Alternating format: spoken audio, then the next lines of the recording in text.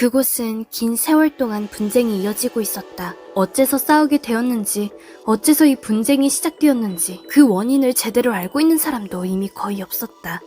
끝없는 싸움이 가져온 것은 전쟁의 효율화였다. 아주 적은 피해로 최대의 성과를 올리는 것이 추구되었다. 그 결과 전장은 드론 등의 무인기가 지배하기에 이르러 각국은 그 성능의 강화와 행동 루틴의 최적화에 심혈을 기울이고 있었다.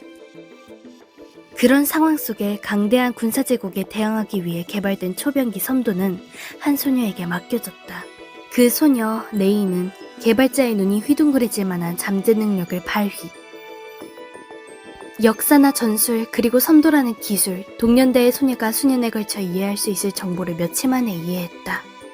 그에 더해 섬도에 의한 경이로운 운동 능력을 얻은 그녀는 불과 바로 전에 얻은 정보를 바로 실천, 행동으로 변경할 수 있을 정도였다. 역전의 병사여도 공략하기 어렵고 여겨지는 훈련을 아주 쉽게 클리어해 보였으며 유례없는 재능을 보였다. 이렇게 레이는 자국의 시민들을 지키며 섬도의로서 분쟁 지역에 몸을 들이게 되었다. 그날도 레이가 훈련에 열중하고 있을 때 적국이 공격해온다는 경고음이 울려 퍼졌다. 레이는 즉각 섬도를 기동, 그 몸을 베이스 슈트에 감싸며 바로 단신으로 날아갔다. 상공을 일직선으로 날아가 전장으로 향하는 레이. 슬슬 도착이네. 그런 혼잣말을 하던 레이의 눈앞에 적이라 생각되는 대군이 모습을 나타냈다.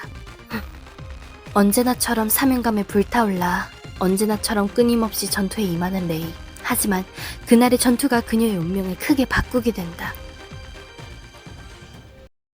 다가오는 적의 무리를 순식간에 섬멸한 레이. 임무를 끝내고 귀환하려고 하는 그녀의 곁에 갑자기 적국의 소녀가 나타났다. 놀라운 것은 그것뿐만이 아니었다. 소녀가 손에 쥐고 있던 것은 자국의 비장의 수였을 터인 섬도였다. 갑작스런 기습에 대응이 늦은 레이였지만 한순간의 틈을 타 근거리 격투형 투썸 모드 X005 카이나로 장비를 교체. 중장비와 같은 두 팔로 응전했다. 그에 대하여 한 발짝도 물러서지 않고 배어오는 섬도를 사용하는 소녀. 몇 번의 공방 끝에 소녀는 갑자기 움직임을 멈추는가 싶더니 조용히 섬도를 내렸다. 그리고 스스로 크게 거리를 벌리며 그대로 사라졌다. 싸움이 끝났다. 레이는 자신과 닮은 소녀의 출현에 논란과 당혹을 감출 수 없었다. 감정을 읽을 수 없었지만 인간인 자신과 똑같이 호흡하고 피가 흐르는 육체를 가진 생명의 고동, 자신과 호각, 어쩌면 그 이상의 힘을 가진 섬도이, 지금까지 상대를 해온 기계가 아닌 적, 다양한 감정이 레이에게 밀려든다. 과연 자신은 이 손으로 그 소녀를 끝낼 수 있을까?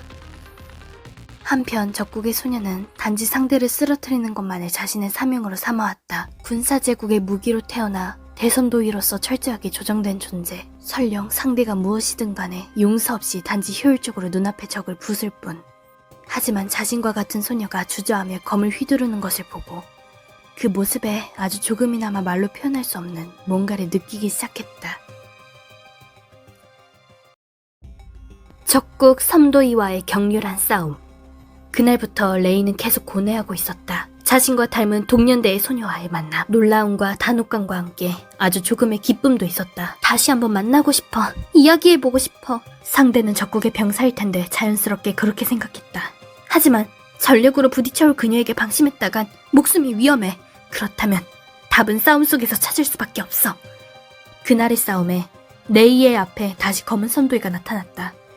앞선 싸움을 분석하고 대항책을 가지고 임하는 레이. 아주 작은 차이로 전세가 기울어져 갔다. 간신히 벌려낸 일순간의 틈에 레이의 검격이 날아갔다. 땅으로 떨어지는 검은 선도이, 그리고 그걸 쫓아내려가는 레이. 검은 선도이가 땅에서 자세를 다시 잡았을 때 눈앞에는 파란 장갑으로 교체한 레이의 모습이 있었다. 레이에게서 공격을 할 낌새가 보이지 않았다. 그럼에도 검은 섬도이는 칼을 잡고 응전의 의사를 표했다. 그러다 문득 이변을 눈치챈다. 통신이 방해되고 있다? 거점 방어형 도이 모드 섬도이 시즈쿠. X 시리즈에 있어서 철벽 같은 방어, 전자적 능력을 자랑하는 장비. 그건 둘이서만 이야기하고 싶다고 생각한 레이의 방책이었다. 그렇다고 해도 전투 중에 좌표를 로스트했다면 바로 적의 회수부대가 행해올 것이 틀림없었다. 남은 시간은 길게 잡아도 60초 남짓. 나는 레이. 당신은? 레이가 말을 걸자 검은 섬도이가 쥐어짜내듯이 입을 열었다. 로제. 원래라면 쓸데없는 대화에 로제가 응한 것도 시간을 벌기 위해서였다. 대답하며 레이의 틈을 엿보았지만 상대의 자세에 방심은 없었다. 그에 더해 부상당한 지금의 몸으로는 퇴각도 어려웠다. 통신이 회복될 때까지 버틸 수밖에 없어.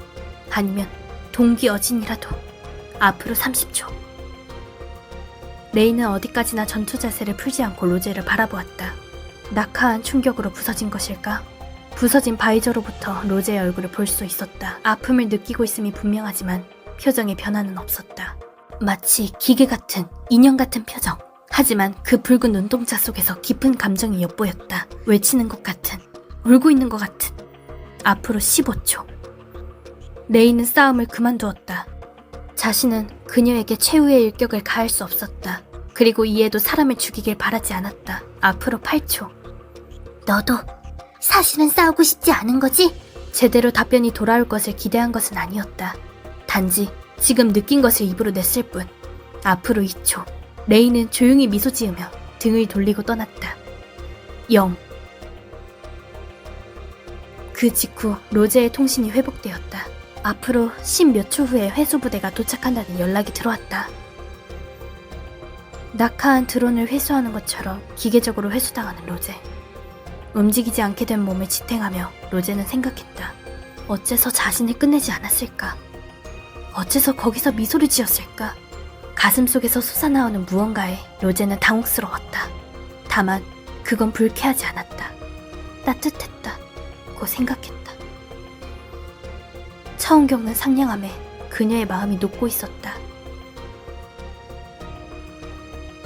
시간을 기다리지 않고 레이의 나라에서는 새로운 군사행동, 섭략이 결정된다. 전략적으로 유리한 지금이야말로 군사지구의 본거지에 공격해 들어간다는 방침이 된 것이다. 이 전쟁을 빨리 끝내겠어. 이 이상 로제와 싸우지 않아도 되도록.